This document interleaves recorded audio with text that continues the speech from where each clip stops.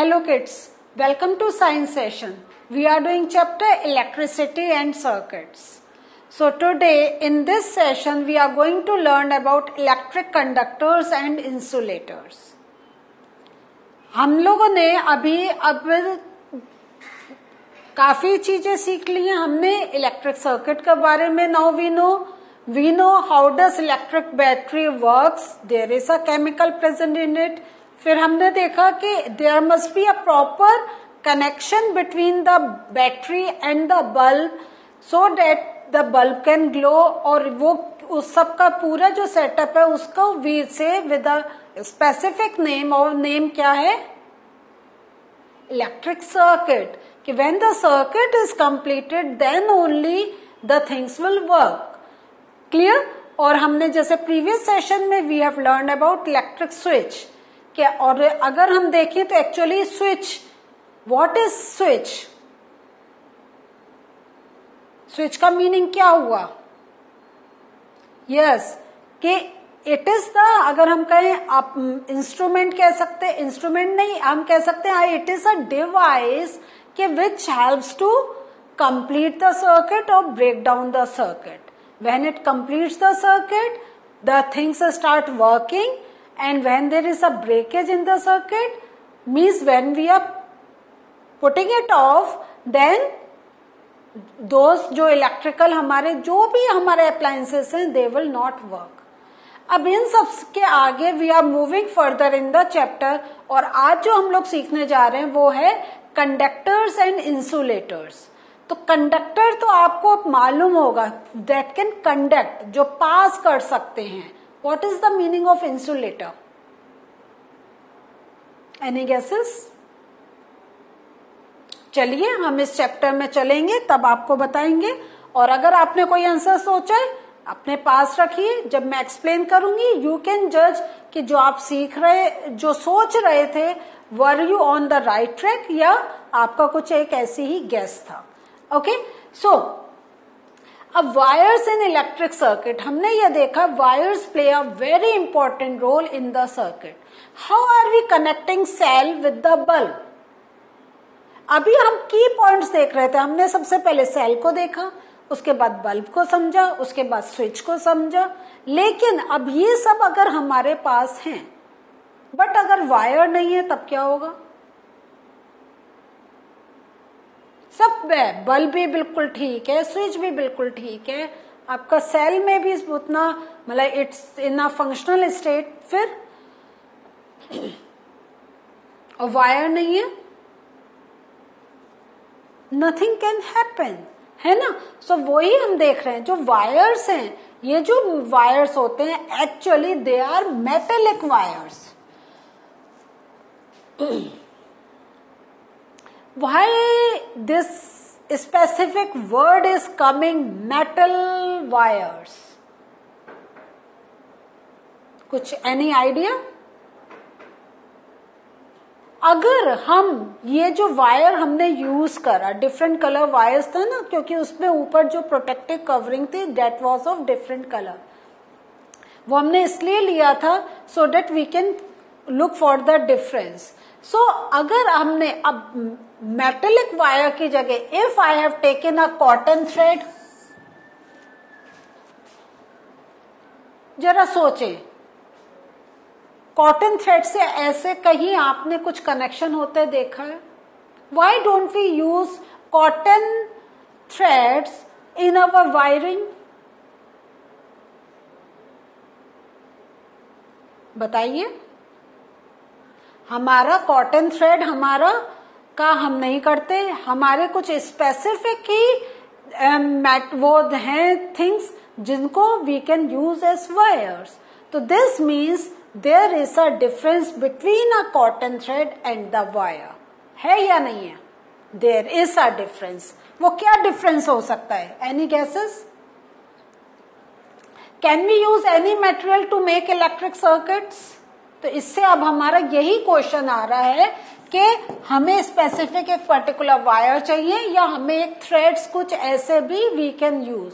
कभी घर की वायरिंग में आपने देखा है कि हमने जो थ्रेड जिससे हम अपने कपड़े सीते हैं, या इवन जो पतंग उड़ाने के लिए हम थ्रेड यूज करते हैं, इस टाइप का हमने कुछ अपने घर में to make a connection use किया है? No, we have never use. और जो अगर अभी कभी भी आपने वायर हाथ में लिया है, तो जब जैसा अभी 1-2 सेशन पहले वी हैव डिस्कस कि आप ऊपर का थोड़ा सा जस्ट एंड से कट करें और अंदर के the wires will get exposed. I remember this term I have used. So वो जो पतले पतले निकले हैं तो क्या होते हैं? वो कॉपर के होते हैं ना। और जो बहुत हैवी हम जो बाहर की वायरिंग देखते हैं, हम एल्यूमिनियम वायर्स भी देखते हैं। तो there are some specific metals that can be changed into wires, and those wires are used in our electric connections. But reason is why only these wires are used?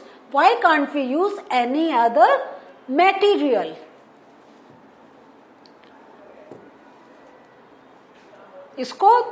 इसका answer के लिए थोड़ा सा अभी हम एक्टिविटीज करते हैं। क्या करें हम? Bring the free ends of the 2 wires close to let them touch each other. So यहां ये जो हमने वायर्स लेकर आए हैं, इनको हम टच कर दें, क्या होगा? द मोमेंट हमने टच करा, बल्ब विल ग्लो। ये तो अब हमें पता चल गया है। अब बल्ब क्यों ग्लो हो रहा है? क्योंकि अब हम वायर के एंड से देख रहे हैं, क्योंकि यहां जो हमारा इलेक्ट्रिक करंट फ्लो हो रहा था, तो इस वायर के थ्रू फ्लो होके जब हमने ज्वाइन करा तो it flows up till here.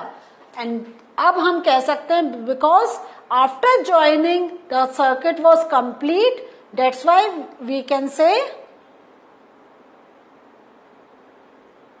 That because of the complete circuit, bulb is glowing. Use this arrangement to test whether any given material allows current to pass through it or not. इसमें वो क्या बताना चाह रहे हैं कि ये जो है, अब हमने यहां पर we have taken a metallic key, लेकिन see I am again saying a word metallic key.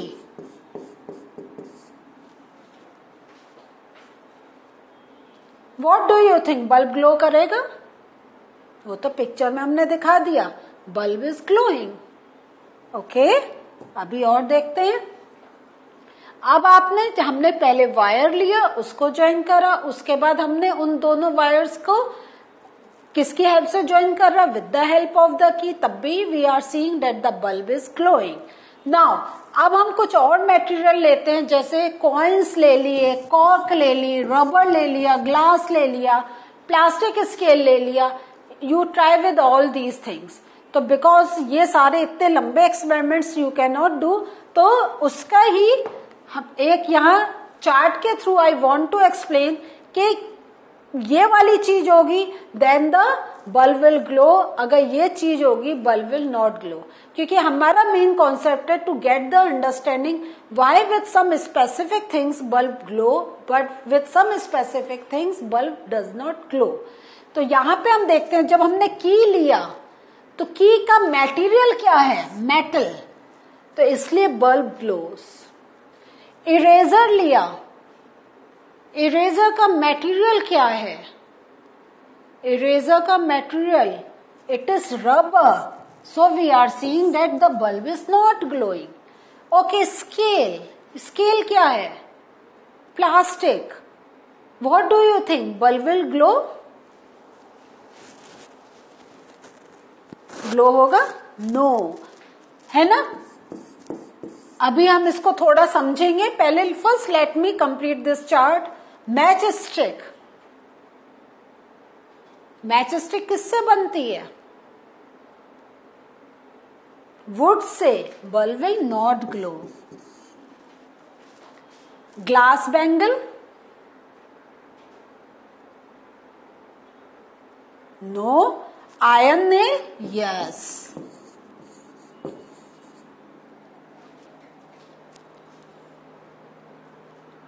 अब now look for this chart, बहुत ध्यान से देखें।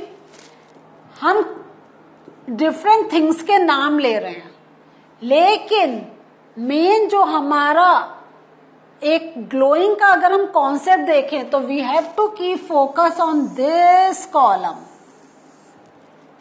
क्योंकि वी आर लुकिंग फॉर, ये जो चीज हम यूज कर रहे हैं, they are made up of which thing, क्योंकि जो मटेरियल होता है, अब अगर हम जैसे मेटल का है, मेटल का हमें नेल भी होता है, मेटल का पिन भी होता है, मेटल का की भी होता है। सो इफ हम ये कोई भी चीज लें एंड हमें मालूम है metal allows the current to pass through it, तब हम उस चीज को क्या कहेंगे? यस, कि when we are putting that thing in the circuit the things are working. लेकिन जब हम कोई चीज ले रहे हैं जो उसका जो मटेरियल है that doesn't support the flow of current, तो वो जो करंट फ्लो को सपोर्ट नहीं करेगा, दिस मीन्स हम जो भी फंक्शन चाहते हैं, जैसे अभी क्योंकि हमने बल्ब का हम बार बार एग्जाम्पल इसलिए ले रहे हैं क्योंकि दिस एकदम हम जैसी जलता बुझता है हमें पता चल जाता है कि whether the current is flowing और नॉट। तो ये हम एक्सपेरिमेंट्स के थ्रू देख रहे हैं।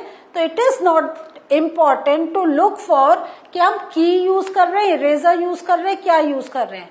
The more important thing is for to understand is कि वो मटेरियल क्या है, and based on the material we can decide whether the current will flow or not.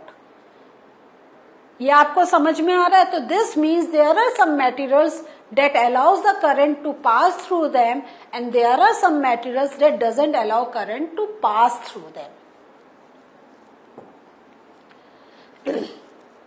So one conclusion that we look for on the base of these experiments, कि bulb will not glow when the free ends of the wire are in contact with some materials like matchstick, scale, etc. But the bulb is glowing with some materials like iron nail, key, etc. So हमने experiment में ये चीज देख ली है। अब ये सब क्यों है? In the coming session we are going to understand कि ये पर्टिकुलर मटेरियल क्यों पास कर रहे हैं करंट, उनका नाम क्या है, और ये जो कुछ मटेरियल है that are not allowing the current to pass through, उनको हम क्या कहते हैं। So what did we learn today? हमने अभी एक्सपेरिमेंट्स के थ्रू देखा कि जरूरी नहीं है कि हम कौन सी चीज यूज कर रहे हैं, जरूरी यह है वो किस चीज से बनी है, एंड वो जिस चीज से बनी है that will decide whether we can use to complete the circuit or we should not use to put it in the circuit. So this was the learning for us today. In the next session we'll meet you again and we'll explain this concept more. See you again. Bye.